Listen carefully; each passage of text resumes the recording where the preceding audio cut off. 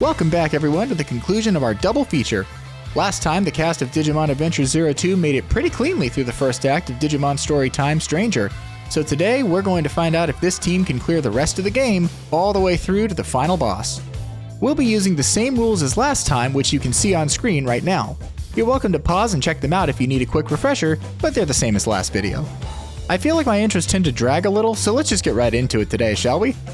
The show is primed to begin, and your usual seat has been prepared for you well in advance. We hope you enjoy your time with us once again. Welcome, dear guest, to Digimon Challenge Theatre.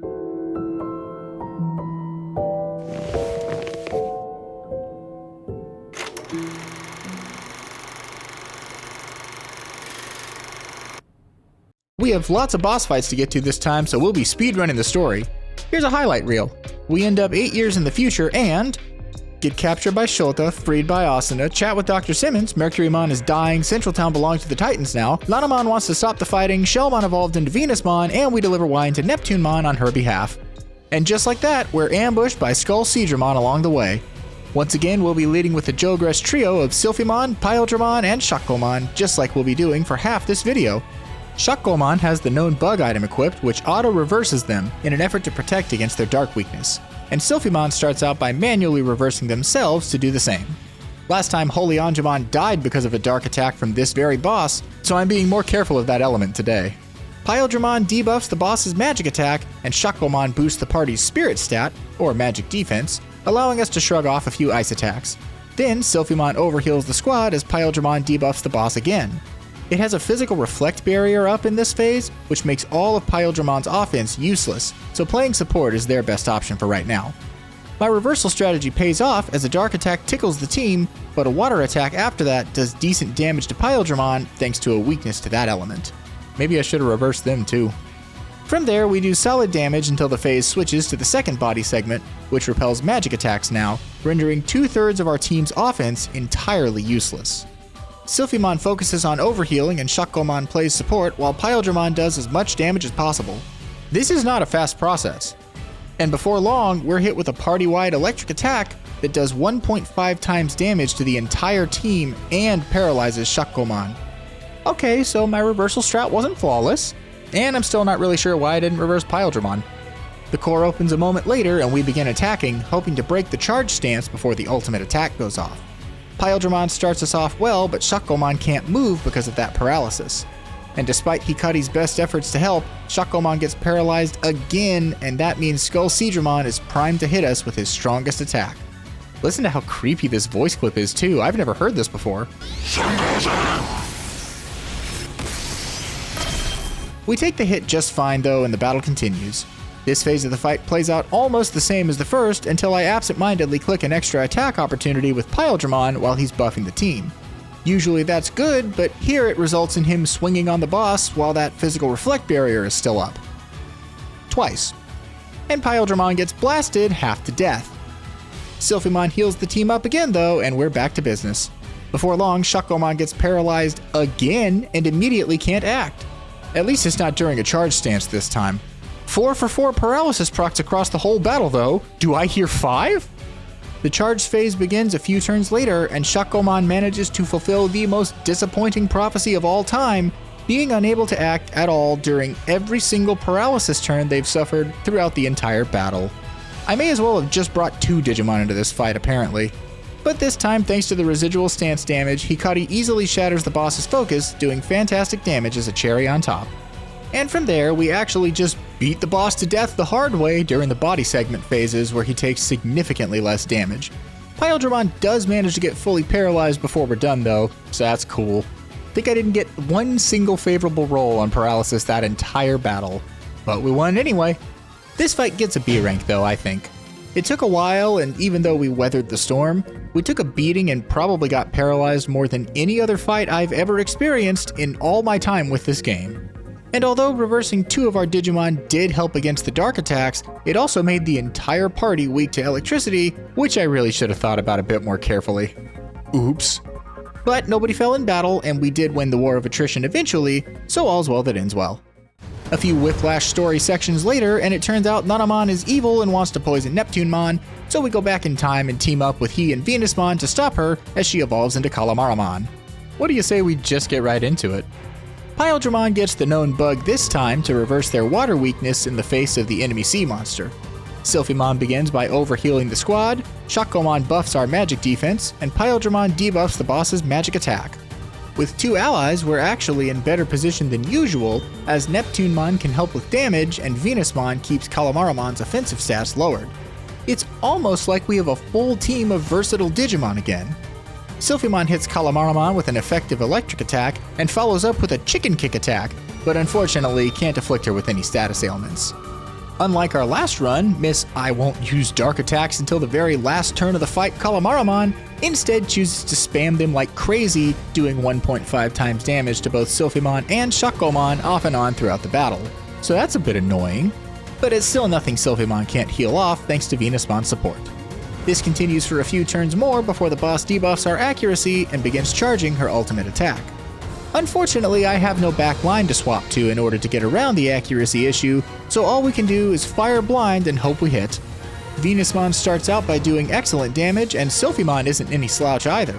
But it's Shockgomon, intent on making up for the SkullSeadramon fight, that shreds the white stance bar.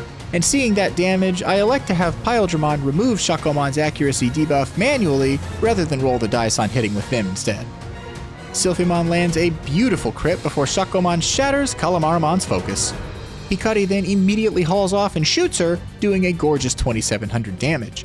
And from here, the fight continues pretty much the same way until she hits about 5% HP. Because there's nowhere else to put this, I'd just like to draw your attention to the skill that Calamaramon uses to buff her attack, intelligence, and crit rate, simply called Ha Ha Ha Ha Ha. I wonder if that's a localization choice or if it's the same across all languages. Either way, inspired. Calamaramon takes one last shot at charging her ultimate, but between Venusmon, Sylphimon, and Shockgomon, we actually just eliminate her HP outright before the stance bar falls much past the halfway mark. And that's that. Another successful boss fight, much better negotiated than the last. Honestly, I'd call that an S rank. We were never on the back foot, we negotiated every curveball easily, and even the dark attacks didn't do more than Sylphimon could heal off. Excellent work, team. Way to sail that squid monster down the river. Also, yay, we saved Neptunemon. So we go back to the present, head to the forest, everyone's dead, time travel, get cursed into a deep sleep, and boom, now we're face to face with Witchmon. Told you we were speedrunning this time. Somehow, I don't have any sleep walls on me. I think I must have missed an important shop somewhere. So Sylphimon gets our only multi-wall to make them immune to every status condition since they're our healer. Outside of that, we'll just have to manually heal any sleep or other status condition that gets thrown our way. Oh, and nobody is reversed this time for what feels like the first battle in a while. Sylphimon leads off with Aura as usual, and Witchmon responds by putting Pyldramon to sleep. Shockgomon does some decent damage to get the ball rolling, but the real numbers are coming from Barbamon, who blows up the boss for over 1,000 health. The first part of this battle is just us trading damage with Witchmon as Sylphimon heals up the team as necessary, and eventually the charge phase begins. Pyldramon and Shockgomon do decent stance damage, but again, Barbamon is the biggest contributor. Sylphimon isn't doing much either, even though they're actually attacking instead of healing right now. And despite another round of damage from the team, we can't break Witchmon's stance alone. So Hikari brings out the old hand cannon and finishes the job, shattering the charge and doing some decent damage as a bonus. We go back to landing some solid hits for a few turns, bringing Witchmon down to 40% health before she actually decides to fight back. She uses Spell Boost to increase her magic damage and then wails on the team, dropping Pyldramon fairly low on HP. But Shockgomon heals everyone up before taking a retaliatory blast. Sylphimon boosts everyone's HP again as Witchmon puts Pyldramon to sleep and starts the charge phase again. Learning from last time, we just rip Hikari's cross art right away, doing a good chunk of stance damage. After the first round of work from the party, Witchmon is left with less than half of the white bar. But without Hikari's Digivice, I'm not sure we can actually pull this off. The team tries their best with Pyldramon now awake, and Witchmon ends up with low stance charge. Seems like we might fail this time. But Barbamon decides to go all out and destroys her focus entirely with his signature move, Cook of the Hell, once again sparing us her strongest attack. And from there, it's only a few more turns until the end. Though Sylphimon tries to put the witch down with another patented chicken kick attack, the damage comes up just short, leaving Shockgomon to wrap things up. That was a solid showing from the Jogos trio. A rank. Bacchusmon did way more damage than any single one of our Digimon did, but outside of that limitation, the team did great work and even handled all the sleep affliction well for not having had the proper equipment. Once again, a great performance from our team of 3. You know, I really expected they'd have a lot more problems at this point in the game, but I sure am glad they're not. We're immediately off to the Sanctuary to save Seirenmon after that, and it's time for our fight with TyrantKabuterimon. This time, Sylphimon is wearing the known bug to protect them from their fire weakness. We're also trying something new with Pyldramon, equipping them with the blue steel data fragment.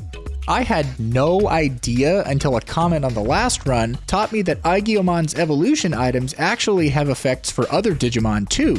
I guess I just never read the descriptions carefully enough.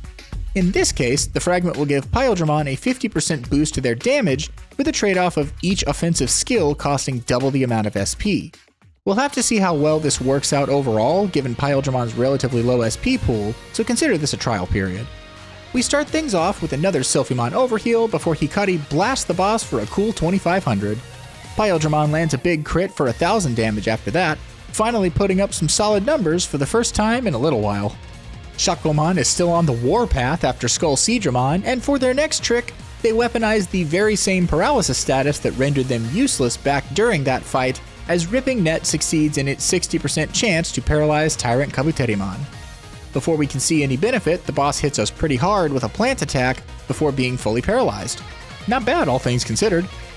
Putting all my eggs in the blue steel Pyldramon basket, Sylphimon boosts their attack before Pyldramon does a nice near 1000 HP of damage without a crit. You know, this piece of equipment just might be worth it, especially if this keeps happening consistently. After a few more rounds of damage, TyrantKabuterimon uses his signature attack, Shine of B, and blasts the party hard before boosting his elemental defenses and raising a barrier to make himself all but impervious to damage. So instead, we focus on healing up and defending this turn, as Shakomon succeeds in paralyzing the boss once again. 2 for 2! TyrantKabuterimon ends up fully paralyzed 2 out of his 4 moves, so that's already paying huge dividends. And then Hikari shoots him again for nearly 2600 damage.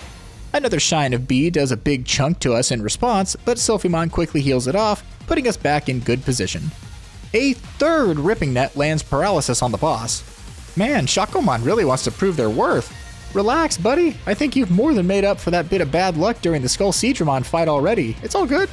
Shine of B drops Pyldramon a bit low, but then the boss can't move for 3 turns in a row, thanks to Shakomon's paralysis. What is going on here? Status effects working out in the player's favor in a JRPG? One more full paralysis adds insult to injury before the boss boosts up his defenses again, so the team defends against his signature attack once more. And finally, after another cross-arch strike from our team captain and a few big attacks from the squad, Bacchusmon finishes the fight for us with a solid critical hit. Excellent, excellent work on this one. Easy S rank. Even if Bacchusmon and Seirenmon hadn't been there, I don't think this team would have had any more difficulty. And with Shakomon bringing such drive to make amends for something that wasn't even their fault to begin with, TyrantKabuterimon was doomed before the fight even started. Shoutouts to Pyldramon for doing great damage the whole time as well. Maybe this blue steel fragment will be sticking around after all. Back to the future we go, and we learn the older Barbamon brother is king of the Colosseum now.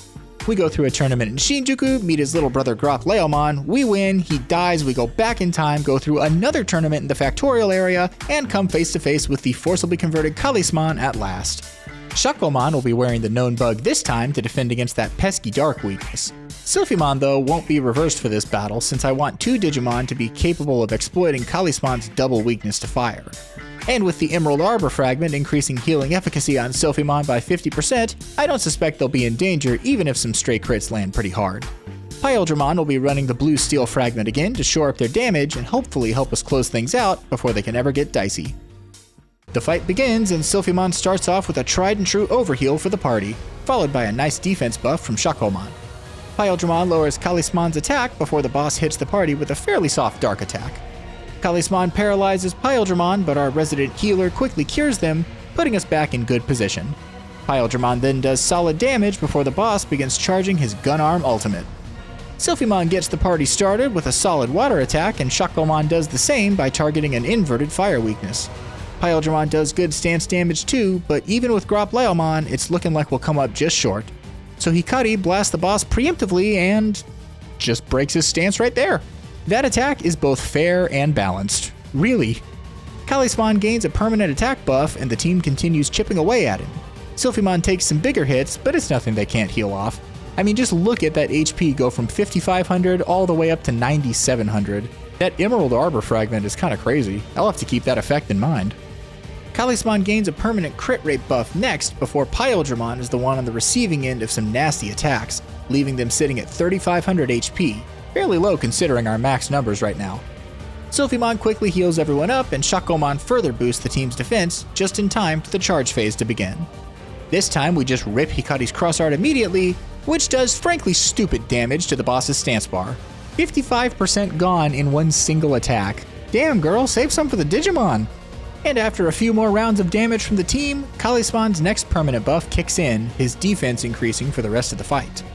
Leviamon breaks his brother's stance and evolves into Marsmon after that before the battle continues. Another overheal guard field combo from Sylphimon and Shakomon leave the party in solid position as Pyldramon continues to do great damage. But the bigger numbers are coming from Marsmon now, which is definitely helpful. Callismon gains one last buff to his spirit stat before landing a brutal triple crit on the Adventure 02 squad, but we have so much health that we're still fine. After a few more turns of trading damage and healing up, Callismon adopts one last charge stance. His health is so low though, that we likely won't even have to fully break this stance. And indeed we don't. The team leaves him low, but once again Marsmon is the one to finish off his brother, putting an end to our time as professional athletes. For that time though, the squad gets a big S rank. They didn't struggle against Callismon, and even though Marsmon contributed solid damage at the end, they still had things completely under control even if we didn't have an ally at all. It's possible that the higher crit rate might have become a problem eventually, but for how much damage Pyldramon was able to put on the board, even with the double SP cost, we were still sitting pretty. Good job, gang! And with that victory, we now begin a truly breakneck story summary. Fasten your seatbelts, everyone. We return to the present. Inori tries to stop her dad from being evil, Mercurymon dies invading Central Town, the Shinjuku Inferno ends the world, Inori gets sucked into a vortex, Aigiyomon turns evil and disappears, we go back in time again, cure Mercurymon, join his invasion, and just like that, we're face to face with our next boss, VenomVandemon / VenomMyotismon. You okay after all that? For this battle, everyone gets equipment to prevent confusion, which, while only one of several status effects the boss can hit us with, is by far the most annoying, I think. Pyldramon keeps the blue steel fragment for the damage boost, and everyone gets dark skills to attack with. But isn't this boss immune to dark? Have you become stupid in the month since your last video? I hear you ask. Well, of course not. We'll just be utilizing a favorite skill of mine and yours, good old character reverse. Sylphimon opens by reversing the boss, keeping our party mostly safe from his dark attacks. And here it seemed like I was just being a fool. See, I had a plan the whole time, don't worry. After that, Hikari hauls off and shoots the enemy for 2,700 damage, something the real Hikari absolutely deserved to do in Digimon Adventure. And with an acceleration boost courtesy of Shakomon, Pyldramon does excellent damage, leading to VenomVandemon activating double actions. Sylphimon overheals the team for safety and Shakomon goes on the offensive, doing respectable damage as Pyldramon boosts the team's magic defense. VenomVandemon throws around steel and null attacks to start, but even if it's not dark, we're still taking the hits just fine. Next though is an ice attack that now does extra damage on Pyldramon, and then another steel attack into Shakomon who, while normally being resistant to it, now of course is not. Don't worry, reversing the boss was a good idea, I promise. Fire is up next, which Shakomon is also now weak to, but at least Sylphimon is safe from their usual weakness. This team has a lot of difficult to manage overlap among their elemental weaknesses, so it's almost impossible to account for all of them, to be fair. This is not me coping. We continue doing damage and getting hit by every elemental attack you can think of that isn't dark, before Hikari shoots VenomVandemon again, this time for 3,100 damage. Not really sure where that extra 400 came from, but maybe she just really hates him, as she should. After a few more turns of damage, the boss is sitting at low HP when he boosts his intelligence and finally hits Sylphimon with a dark attack that they resist easily. But then he burns Pyldramon with a big attack that exploits a new weakness now that they're reversed. Okay, fine, make a liar out of me. It was an absolute waste of time to reverse this boss. Even still, he's very easy and we take him down in just a few more attacks, earning us victory once more. Over-engineered character reverse strats aside, the team did great once again. S rank. VenomVandemon isn't a hard boss in any way, so I'm not surprised, But even with status effects and every element under the sun, except notably dark, they took him to task with very little effort, even with new weaknesses being exploited. Another excellent showing. With Central Town back under Mercurymon's control, we head to the Dark Field to meet Plutomon on his behalf. But what we find instead is the mindless and enraged ZombiePlutomon who attacks us on sight. Now, if I learned one thing from the last fight, it's that I shouldn't overcomplicate things by throwing character reverse around all the time. So in that spirit, I'm using character reverse on ZombiePlutomon. No, I do not have a problem. In all sincerity though, since this boss primarily swings at us with big dark attacks, reversing him actually makes a lot of sense here. This will keep 2 of our 3 Digimon much safer and allow us to still target the proper weaknesses of his 4 charge phase components without worrying about finding a reversed weakness, which I do not know. It's probably dark. Wouldn't surprise me after Dianamon's Goodnight Sisters fiasco last run. But with the unique mechanic in this fight, I don't want to play the guessing game, so this is the plan I'm going with. As a reminder of that special effect, Reaper's Mist means that we can't heal normally in this battle without permanently reducing our max health instead for the remainder of the fight. So because this battle is long and Shakomon can't freely use Aura to heal up some SP, I replace Pyldremon's Blue Steel Fragment with the Emerald Arbor Fragment. That'll increase the HP they'll receive when eventually we can overheal the party, which will happen at some point. Since Silphymon and Shakomon both resist Dark when ZombiePlutomon is reversed, Pyldremon will be the only member of our team taking neutral damage, and the extra HP will definitely help. We kick things off with Silphymon's Top Gun because I planned this perfectly and put character reverse on the Digimon that moves second and not the one that moves first. Excellent start. But Shakomon reverses ZombiePlutomon after that and we're ready to go. Pyldremon attempts to confuse the boss outright with Panic Wisp, but it doesn't hit. And then he uses an attack I've literally never seen him use in the form of Thunderfall 3. Don't you dare tell me that reversing this boss was a waste of time too. Silphymon attacks with a beautiful critical hit Dark skill before Shakomon buffs the team's magic defense, Pyldremon doing solid damage a moment later before double dodging Panic Wisp from the boss themselves. Good job. And a turn later, Pyldremon succeeds this time in confusing the boss, resulting in him lowering his own max health. Unfortunately, he poisons Pyldremon after that, and I know I can't just leave poison on my Digimon when we can't heal freely, so Silphymon uses their turn to cure the status effect. ZombiePlutomon retaliates by healing Silphymon directly, lowering their max HP by nearly 800 for the remainder of the fight before beginning to charge his ultimate attack. With the Reaper's Mist gone during the charge phase, Silphymon is now free to overheal the entire squad, and we're looking much more solid. The team uses multi-target water attacks to hit the 4 weak points on the boss, and, with a lot of help from Hikari's full-field nuclear fireball, we shatter his focus and lower his maximum HP by 10,000. Not bad. We can't heal anymore, but we're all set for a while anyway. We continue trading damage until, after finally resisting some dark attacks, ZombiePlutomon's health hits about 30%. Pyldremon successfully confuses him again, and the boss lowers his own max health once more. At this point, his health bar is more gray than red or even clear. I wonder how far we can push that. We take a turn to guard and raise our magic defense so the boss's confusion will cause him to lower his max HP again, and this is bordering on ridiculous now. A moment later though, he begins charging his ultimate, so it's time to go on the offensive. But first, Silphymon overheals us once more just for safety and longevity. From there, Hikari hauls off and shoots ZombiePlutomon, chunking his health and devastating the stance bar. And it's not long until Silphymon shatters the boss's focus.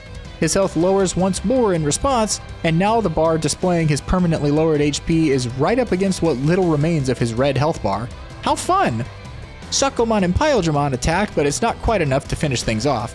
Gekomon doesn't manage it either, and it's here that I get a potentially ill-advised but very fun idea. We're going to toy with ZombiePlutomon a bit. I want to see if I can get that gray bar to fill as much of his health display as possible.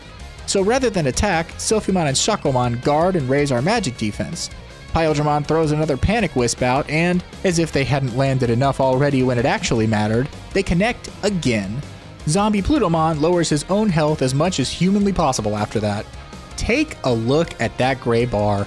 I don't think it gets any better than that, folks. What we've accomplished here might just be the most permanent health decreases you can actually give this boss. Take a bow, team, you've earned it. Wait, we still have to finish the boss fight. Geckomon does just that for us before we teleport out of the way of his final strike and win the battle. S+. I didn't think I'd give that rank out again. It was supposed to be a one-off joke, but the Jogras trio literally just toyed with ZombiePlutomon at the end and were never in any kind of danger at all. Doesn't get any more S+ than that. I'm gonna say this as clearly as I can. I love this team. The free typing doesn't do them many favors, but these Digimon have been so incredibly solid for so long now, and I have had an absolute blast using them. It's almost a shame we have to say goodbye.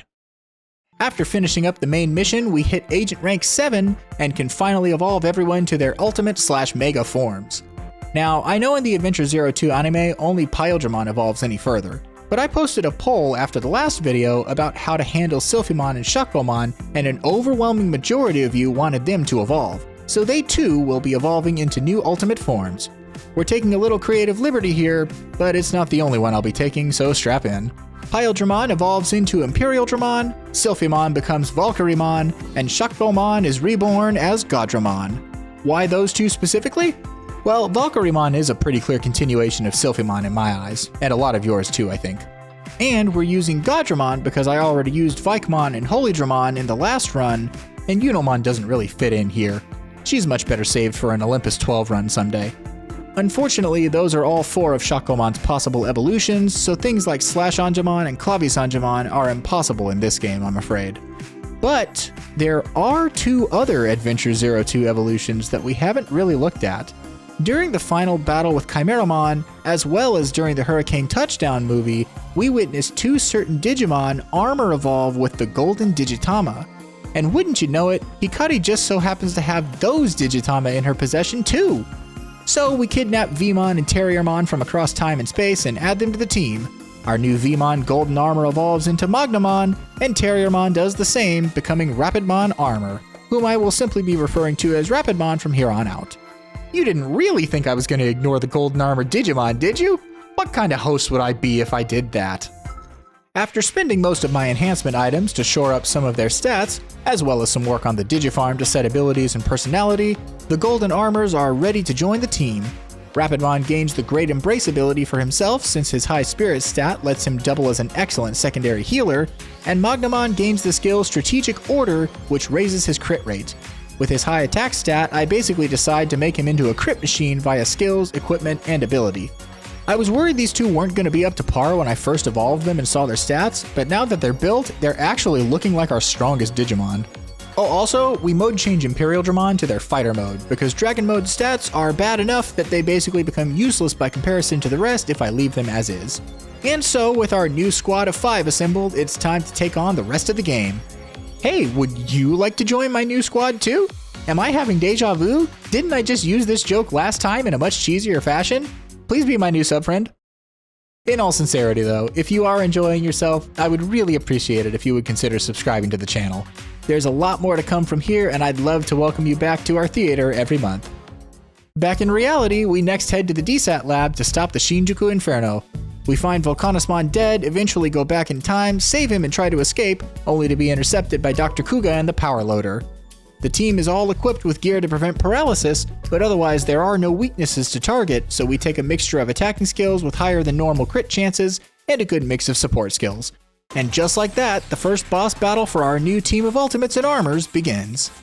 We lead with Imperialdramon, Valkyrymon, and Magnamon, something I actually care about noting since we have a team of 5 again. Valkyrymon uses their new X-Aura skill to overheal the party into the 11 to 12,000 range, and boy is it nice to have that move back. Imperialdramon uses Acceleration Boost on Magnamon to increase the damage of his next physical attack, and our new Golden Armor Digimon uses one of his signature moves, Plasma Shoot, to target the boss. It deals extra damage because of the enemy's machine typing, and with the crit on top, you can tell just how incredible Magnamon's offensive capability already is. Dr. Kuga decides he hates Imperialdramon in particular, and after lowering the team's accuracy, he shoots them twice and exploits an electricity weakness. With the overflowed HP though, they tank it just fine. Valkyrymon raises the squad's quit rate? Valkyrymon raises the squad's crit rate, and Imperialdramon boosts everyone's attack before Magnamon makes a name for himself by again chunking the boss's health. Kuga tries to paralyze everyone, but he'll literally never be able to do so thanks to our gear. Too bad for him. Then Volcanismon just rips through a huge piece of the boss's HP. Valkyremon heals everyone up before ImperialDramon tries their hand at attacking and doesn't do nothing. But a few turns of trading damage later, Rapidmon makes his boss fight debut in Valkyremon's place, overhealing everyone himself this time. An acceleration-boosted Plasma Shoot misses the mark completely thanks to our lowered accuracy, which is kinda sad. But Rapidmon finally tries out his own signature attack, Golden Triangle, which also does extra damage to machine-type enemies. A truly massive crit cements the fact that this boss was basically made for the Golden Armors to dunk on over and over again. And Magnamon puts the cherry on top of the proof pudding after that. Or whatever the hell I'm trying to say by poorly combining those two idioms. Even Kuga's Desperation attack doesn't really do much, and Godramon hits the field in ImperialDramon's place. They use Spell Boost on Rapidmon, who fires off another Golden Triangle that eviscerates the Power Loader's remaining HP, and Magnamon finishes it off with absolutely no trouble. S rank easy. Volcanismon could have been asleep the entire fight and we'd still have shredded this boss into tiny little pieces. The Golden Armors embarrassed Kuga with incredible damage the entire time, and our health bar is never visually lowered on the UI. I should give them an S+, but I only want to use that joke once per video so I don't completely run it into the ground. A beautiful first performance by our new squad of Digimon. We blast our way through Heat and Chill Cosmic next before coming face to face with Apollomon on his throne. Our setup this time is a bit more interesting than those of the early game, so I'll touch on it briefly here. Since we don't need equipment to prevent status effects, Magnamon goes all in on becoming a crit machine with 2 crit attachment 1s on top of his strategic order ability for a total of 25% natural crit chance. Reset Body is for when Apollomon boosts all his stats, and of course, there are attacks to exploit the proper weaknesses. Rapidmon is wearing the Blue Steel Fragment this time to boost his attack by 50% at the cost of double SP for offensive skills, something he won't feel too much thanks to his insane SP pool. ImperialDramon has evasion gear and some general support skills, Valkyremon remains a mostly dedicated heal and support Digimon, and Godramon fills a similar role as ImperialDramon while dealing magic damage instead of physical. We kick off the fight against Apollomon, leading with ImperialDramon and the Golden Armors. ImperialDramon raises the field's attack stat and Rapidmon boosts everyone's defense before Magnamon boosts his own crit rate by 30%. Told you we were making him into a crit monster. I definitely don't waste ImperialDramon's turn attacking with Positron Laser into a light immune enemy. Nope, that didn't happen. After nearly 2 full challenge runs, I wouldn't make a stupid mistake like that. Rapidmon exploits Apollomon's double weakness to ice and puts up solid numbers before Magnamon tries out his new toys. But he doesn't do all that much damage, which is a shame. Maybe we just got unlucky there. ImperialDramon puts up okay numbers before Rapidmon finally overheals the team, and Magnamon swings for round 2, doing much more respectable damage with a beautiful double crit. It still seems like Rapidmon is the winner in terms of damage against this particular enemy though. Godramon hits the field and spell boosts Rapidmon, who drops a disgusting amount of damage on Apollomon. Magnamon resets his crit rate, prompting Apollomon to just laugh in his face before boosting all of his stats at once, beginning to charge his ultimate attack just after. ImperialDramon comes back out and hits the Flame Sphere for good damage, but we don't have much time until the ultimate comes out. Rapidmon does big stance damage himself before Magnamon resets the sphere's boosts. Why? Well, I've come to realize that Hikari's hand cannon is actually affected by guarding and stat boosts on the enemy, so by removing those boosts from the target, we clear the way for our precious weapon of mass destruction to obliterate Apollomon's focus all at once. Valkyremon comes out and overheals the party as Rapidmon does good damage even in the face of the boss's lingering stat boosts. On the next turn though, Rapidmon returns to doing excellent damage, and I decide to pivot to a magic focus strategy for the rest of the fight since it seems to be working better than physical.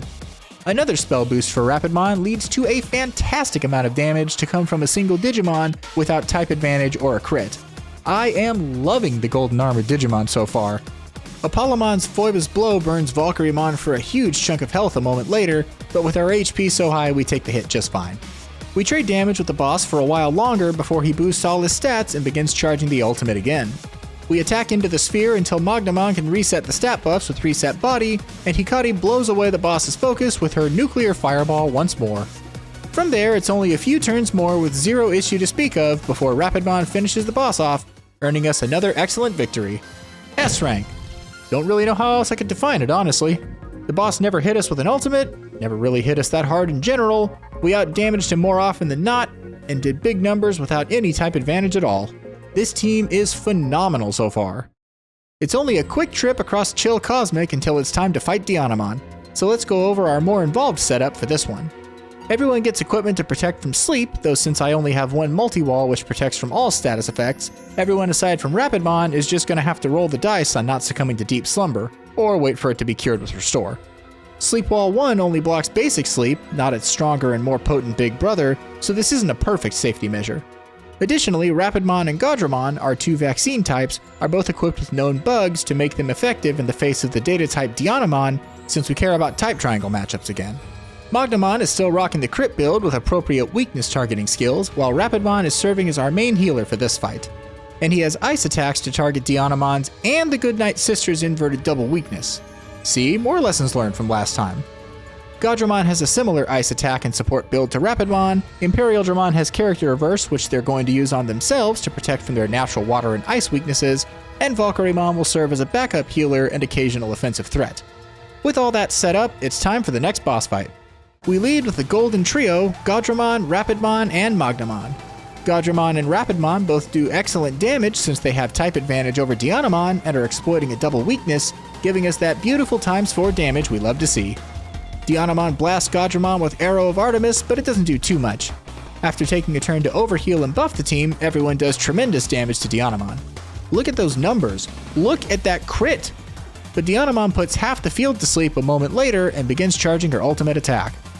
After Gaudramon sleeps through their turn, a little quick math tells me that waking up someone with Rapidmon gets us more actions overall, so we wake up Gaudramon as Apollomon continues to do respectable stance damage. Hikari drops Crossheart Strike on the Goodnight Sisters and chunks the boss's focus before Gaudramon does excellent work themselves. Rapidmon succeeds in shattering Dianamon's charge and the fight continues. ImperialDramon hits the field and reverses themselves just in time for Dianamon to begin charging up again. That really didn't take very long this time. Fair enough. ImperialDramon immediately swaps back out for Mogdamon, who wakes up the sleeping Gaudramon again, before Rapidmon does excellent stance damage. Just watch that white bar disappear. And it's ImperialDramon who returns to the field and breaks the boss's focus, even without the help of Hikari's hand cannon this time. This team is so good. A spell-boosted Rapidmon does a disgusting amount of damage, and it isn't long before we've succeeded in taking the boss's health down to about 10%. And finally, a solid hit from Valkyremon into a gorgeous final blow from Rapidmon finishes the fight, earning us victory over Dianamon. S rank.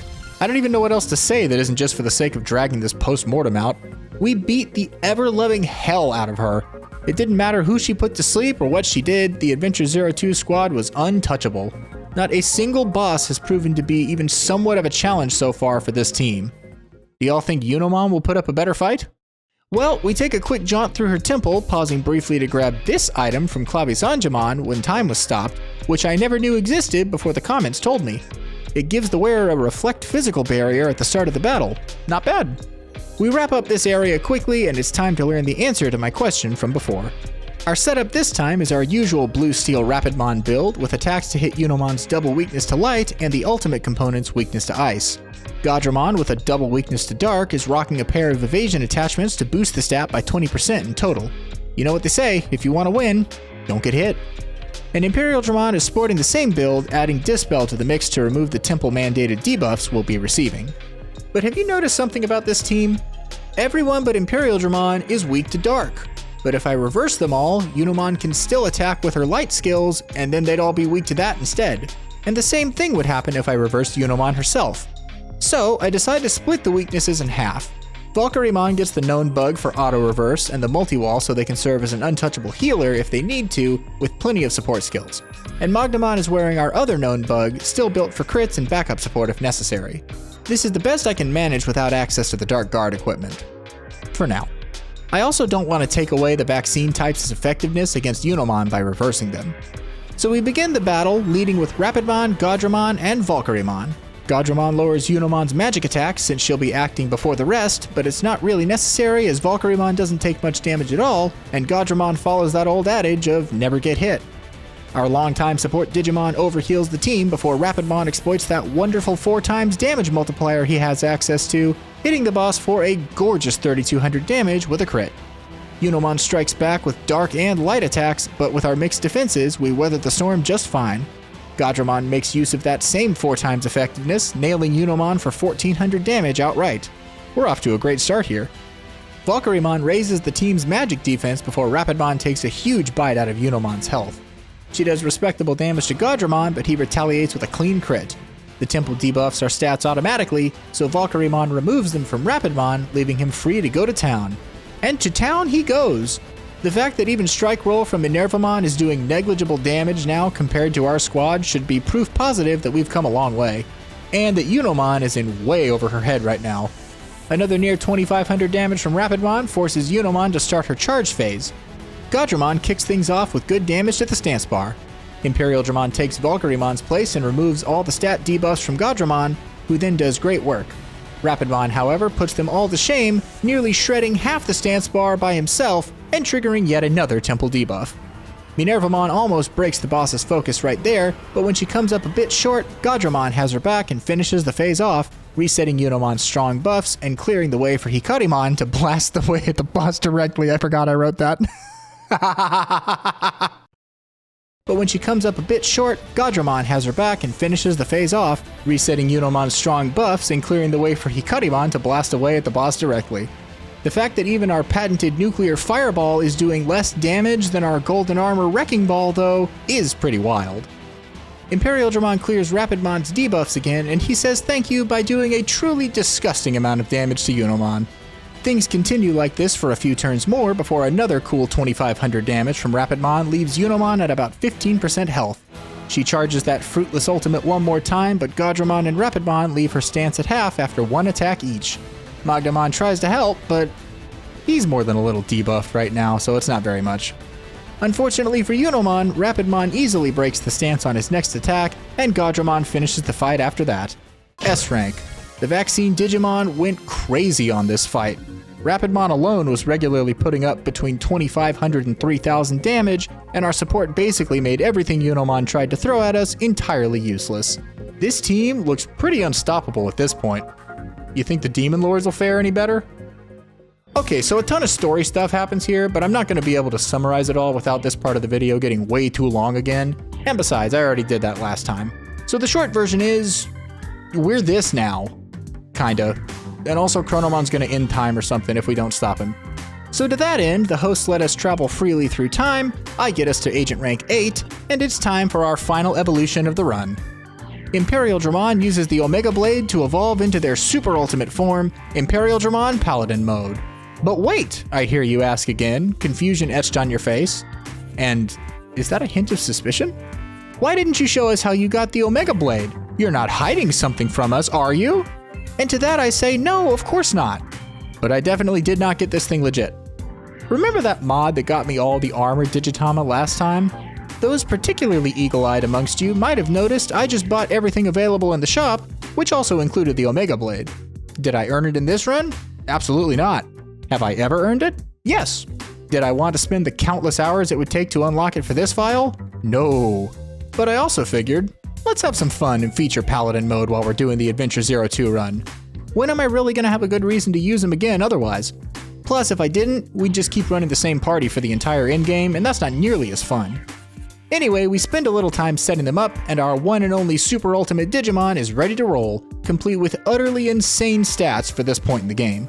Oh, by the way, here are the different screens in my endgame agent skill tree, just in case you were curious about it. I won't go over it here since this video is already long enough, but you're welcome to pause and dissect this if you'd like. I basically just put everything into the two personality trees that our Jogris trio shared between themselves and forced everyone else into that mold for the rest of the game. With the final squad assembled, we journey to the past, get 3 Dark Guards from Volcanismon, and set up the team for the Demon Lord Gauntlet. Aside from slight adjustments for weakness exploitation, these are the builds we'll largely be using until the final boss. Imperialdramon Paladin Mode, now a vaccine type, has a Dark Guard to shore them up even further defensively and an SP attachment to offset some of the cost of Omega Blade. Blue Steel Rapidmon is still our build of choice for the Golden Armor Wrecking Ball with healing skills for further support. Gaudramon has a Dark Guard of their own and several buff and debuff skills. Valkyrymon has our last Dark Guard and the multi-wall to set them up as the most unstoppable healer possible, and Magdamon has the known bug to mix up the amount of dark weaknesses on the team while still supporting the rest of his usual crit build. And that's the squad that'll take on the 7 Deadly Sins. We start things off against Barbamon by leading with Imperialdramon, Rapidmon, and Gaudramon. the vaccine trio that'll have extra effectiveness against the Lord of Greed. Since there are no ultimate attacks for these fights, we're trying something different with Hikari, who brings back Cross-Art Field for the first time since the early game to boost our team's stats by 50% for the next 2 turns. ImperialDramon swings the Omega Blade for the first time and does a blistering amount of damage to the boss before an extra attack just adds insult to injury. Godramon follows up by lowering Barbamon's defense. There's a reason, I promise. Rapidmon then does a staggering near 5,000 HP with a critical hit. Even this guy's attacks are golden. The team takes some damage, but even without overhealing, we're just fine. ImperialDramon swings his Holy Sword yet again, doing a truly foul amount of damage this time. See, Omega Blade does extra damage to a debuffed target, and with a defense decrease, Barbamon is basically a sitting duck. Godramon is no slouch either and puts up an easy 2,500 before Rapidmon burns the boss for another 4,000. Barbamon reverses himself and does some pretty respectable damage to the squad, but it's far too late for him. ImperialDramon lets off the gas pedal and reverses Rapidmon to even the playing field. Valkyremon comes out and overheals everyone just in case, but unless Rapidmon misses, this fight is over. And yeah, it's over. Another 4,000 damage is easily enough to clean up the first Demon Lord. S rank. That didn't even take 3 full turns. What else can I even say? Daemon, the Lord of Wrath, is up next, and we lead with ImperialDramon, Valkyremon, and Rapidmon. ImperialDramon lowers the enemy field's magic defense, and Valkyremon overheals the squad. Rapidmon does another insane 4,200 damage, reminding me yet again that this blue steel build is just nasty. ImperialDramon's Omega Blade does a solid 3,000 damage before Godramon hits the field and nails Daemon for another 2,000. Then Rapidmon tacks another 3,000 on top of that like it was nothing. This team is honestly ridiculous.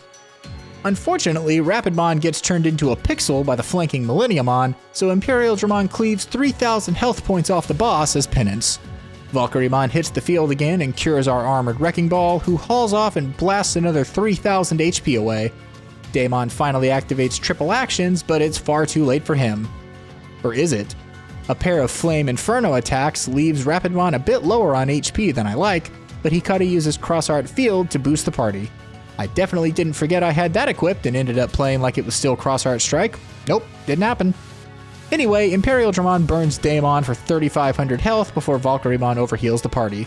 And Rapidmon puts the Demon Lord down a moment later with a hit that was way overkill. We still have to finish off the Millenniumon, but the team doesn't struggle at all as ImperialDramon does nearly 8,000 damage to one of them before Valkyremon finishes it off. That is a nauseating amount of damage, and I do mean that in a good way. From there, another swing of their mighty blade is more than enough for ImperialDramon to wrap up the fight, leaving us victorious. S rank. Anytime we can take down a boss in 3 to 4 turns in total is basically going to net this team an S rank. It could have been even cleaner if I'd remembered Cross-Art Field earlier, but given the fact that I didn't use it at the beginning, didn't overheal for a few turns, and still steamrolled this encounter while completely ignoring the Millenniumon, says more than enough about the performance we just witnessed. That and the 8,000 damage crit. As a note, from here, Hikari swaps back to Cross-Art Strike, and ImperialDramon adds Aura back to their skill lineup just in case we get injured by the next boss, since they're still sporting the First Aid ability. Also, everyone puts on Crystal Walls to protect from the pixel status the mobs can hit us with. But with those small changes, we enter the third fight in the gauntlet against the Demon Lord of Lust, and the Queen of Digimon names I cannot say properly, Lilithmon.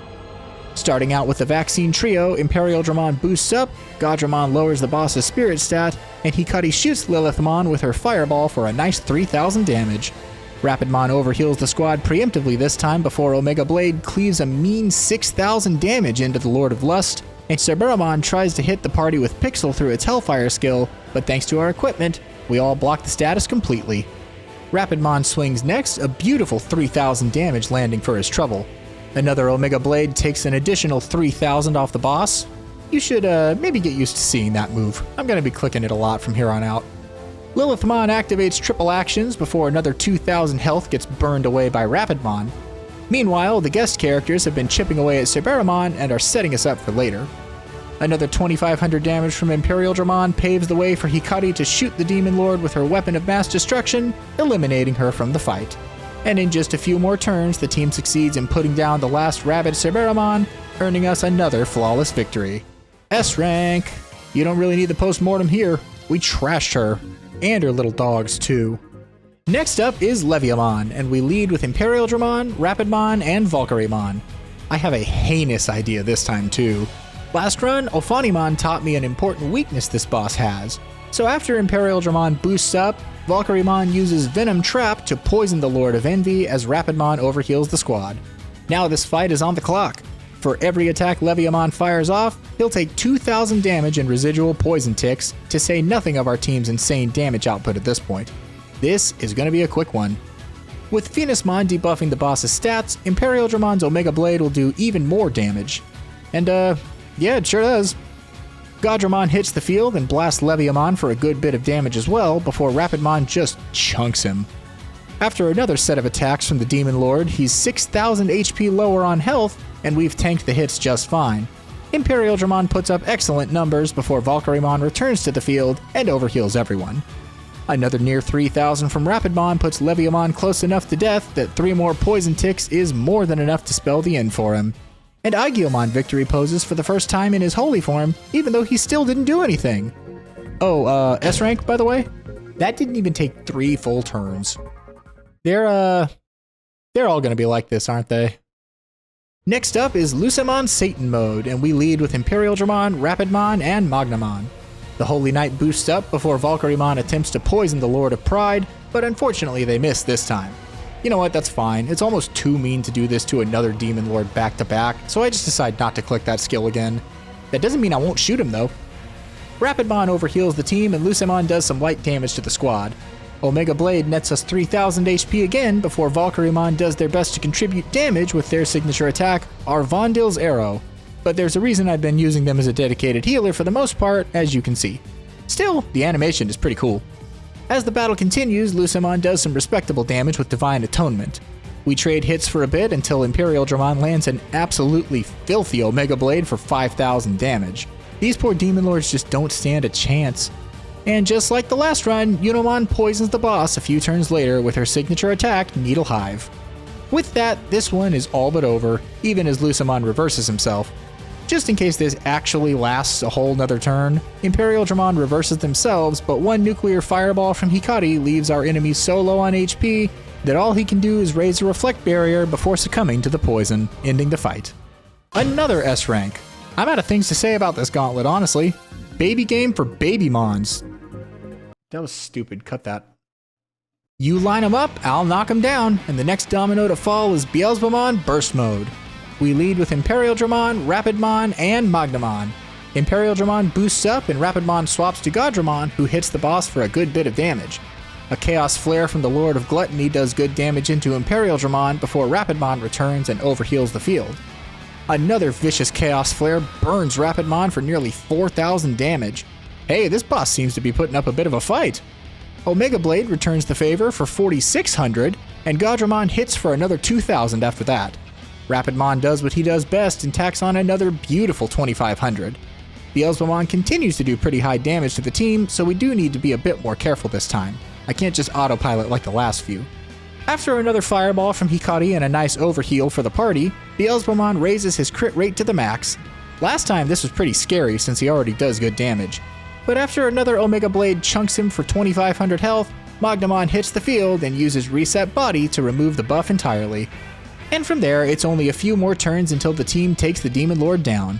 To be fair, he does go down swinging, but Imperialdramon puts things to bed with little effort, earning us our 6th victory in this gauntlet of sinners. That was the best performance from a Demon Lord so far, but I still wasn't all that worried. And the fact that I never even had to react to a curveball still makes me inclined to give the team an S rank. It's probably the closest they've been to an A rank for the last several fights, but I'd still say they did better than that.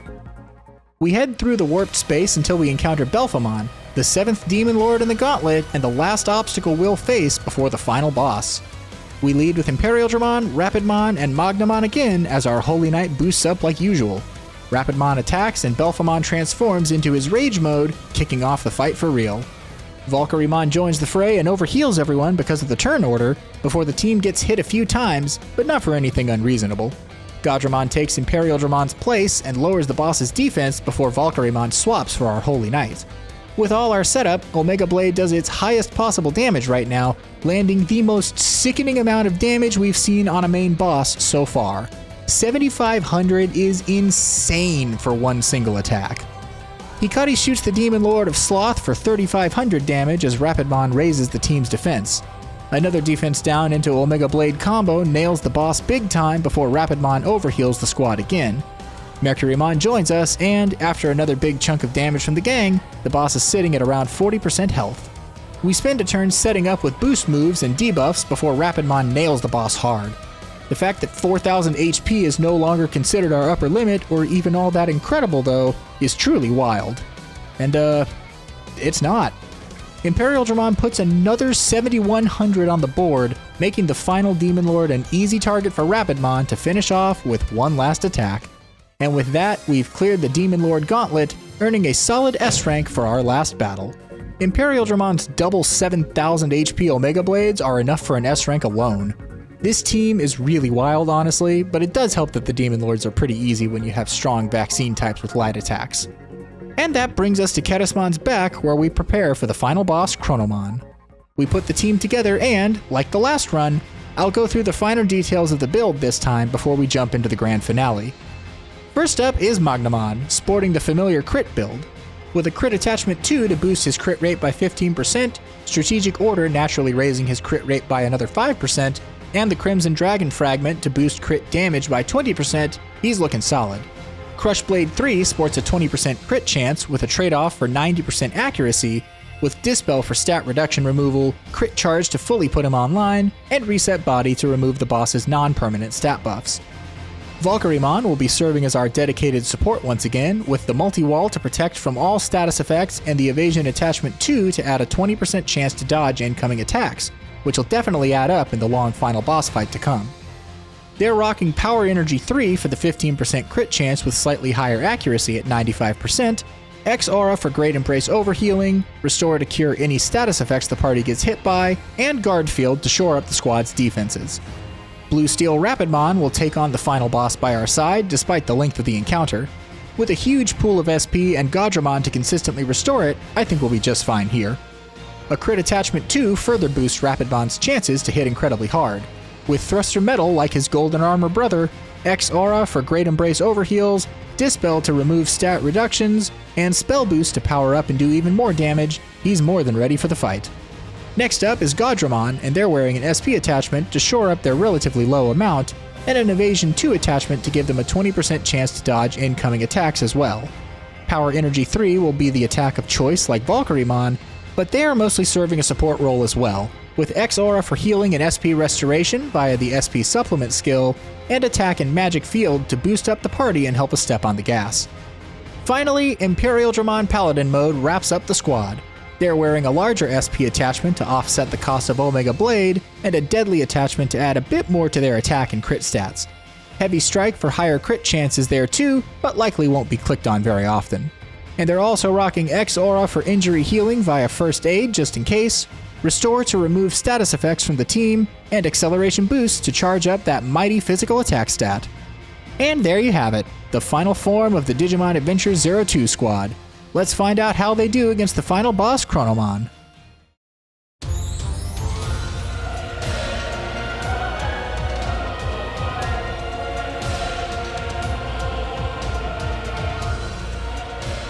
The fight begins with what basically amounts to an interactive cutscene for Phase 1, until Omegamon descends from the heavens and breaks Chronomon's shield. With that out of the way, we begin chipping away at Phase 2, which takes quite a while. For the sake of pacing and for the fact that this entire fight took 45 real-life minutes, I'll be summarizing just the most interesting moments of this phase, but know that otherwise it was just a lot of swinging for low numbers and healing off confusion while restoring our HP. During this phase, I almost mess up big time by mistaking Aigyomon Holy on the turn order timeline for one of my Digimon I can actually, use. And because of that, Valkyrymon almost dies during the final boss fight. They fall to incredibly low HP, but since Aigyomon can't actually act and heal us, that means I can only hope this full party attack doesn't drop our longtime healer. And wow, did that Evasion 2 attachment come in clutch. If Valkyrymon wasn't wearing that, they'd probably have died right there. We promptly heal up with the entire party after that, and I make sure not to repeat that mistake again. I'd also like to draw attention to the fact that Godramon is healing the party's SP for a pretty big amount every time I go for an X-Aura. Rapidmon recovers nearly 700 SP here, so we're looking good on SP for the rest of the fight, even with how long it is. In fact, I realized pretty soon that I don't have to be that conservative with my skill use and just start spamming the most powerful things I have, since Gaudramon can just restore all that spent SP. The other parts of the phase were just swinging and healing, so once we reach phase 3, Chronomon uses Chronodevolution and forcibly returns the party to their baby forms. But this time, I actually made sure to have the proper Digimon on the field so we can heal up the party easily. Our team returns to Poyomon, Punimon, and Nyatomon as the fight continues. Everyone uses X-Aura this turn, including Nyatomon, who can overheal the party. Ever seen a baby with 13,000 HP? Hilariously, we also get to see a baby hit the final boss for 1,234 damage, which is both satisfying and amusing. After this turn plays out, Aigiomon restores us to our child forms, Patamon, Plotmon, and Vmon appearing on the field. It's been a while since we've seen these three. Our starter Patamon gives us one last air shot for the road and does some nice chip damage as well. Another turn later, and Angemon, Tailmon, and X-Vmon are restored. Though X-Vmon does surprisingly decent damage with X-Laser, Angemon lowers the boss's spirit stat with Heaven's Knuckle, making him even more susceptible to incoming magic damage. And after swinging for another turn, Aigiomon advances our time forward again. Those of you with sharp eyes might have realized by now that I've positioned our team to give the Jogress trio one last chance to shine, and finally they return to the field. Welcome back Pyodramon, Sylphimon, and Holy Angemon. What?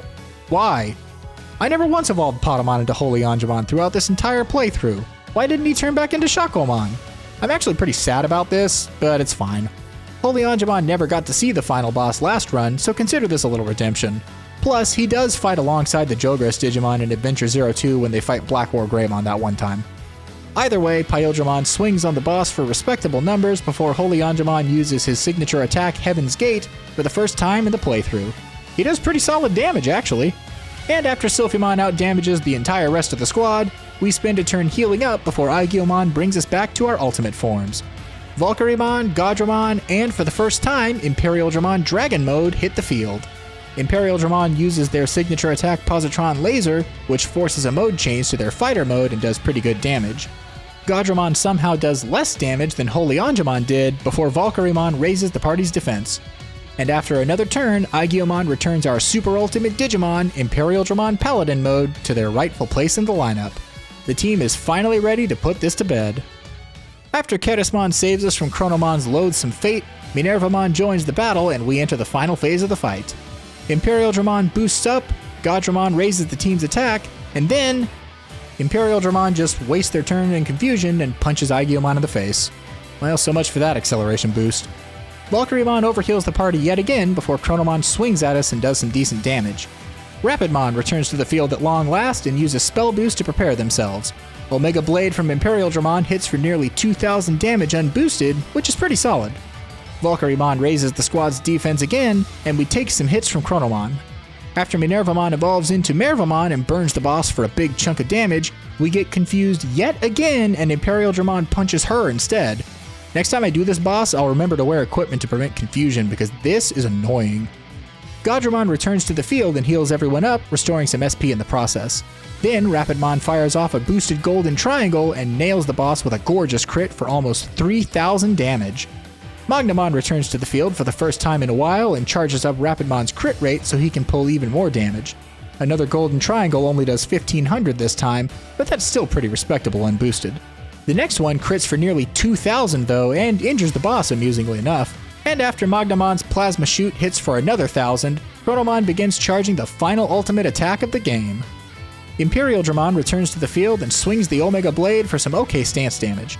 Rapidmon contributes the same, but after Magnamon's plasma shoot, it's pretty clear we're not going to be able to break the boss's focus even with Mervamon's ridiculous damage. So instead of wasting the next turn trying, I decide to just prepare the squad for the incoming attack. Gaudramon heals up the party and restores some SP for our two biggest damage dealers, Rapidmon overheals the group, and Magnamon swings away for some extra chip.